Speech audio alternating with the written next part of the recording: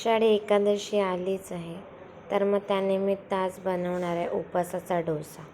त्यासाठी अर्धी वाटी साबुदाणा आणि 1 वाटी भगर किंवा वरईचे तांदूळ हे स्वच्छ धुवून आधी घ्यायचं आणि नंतर ते असे भिजत घालायचे 5 ते 6 तास किंवा मग रात्रभर.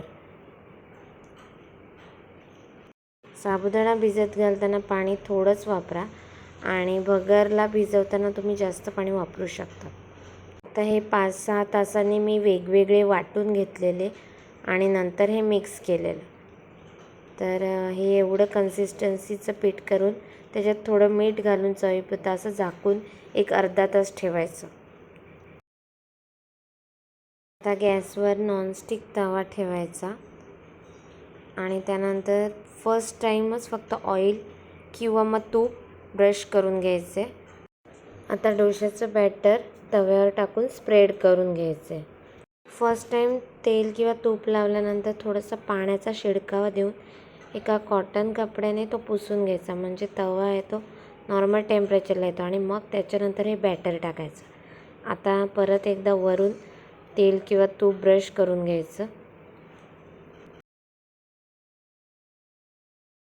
तुम्ही अगदी पाहू शकता त्याला किती जाळी सुटलेली आहे आणि प्रॉपर आपला नॉर्मल डोशासारखाच तो झालेला आहे.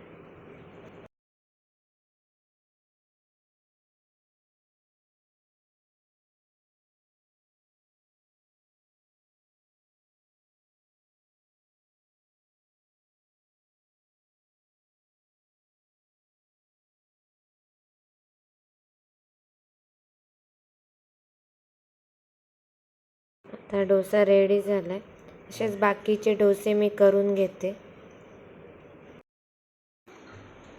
आमच्याकडे छोट्या साईजचे डोसे आवडीने खाल्ले जातात, म्हणून मी ते छोटे केलेले आहेत.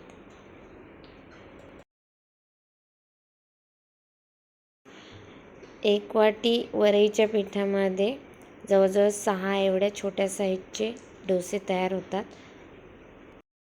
या एकादशीला हे उपवासाचे डोसे नक्की करून बघा. थँक्यू.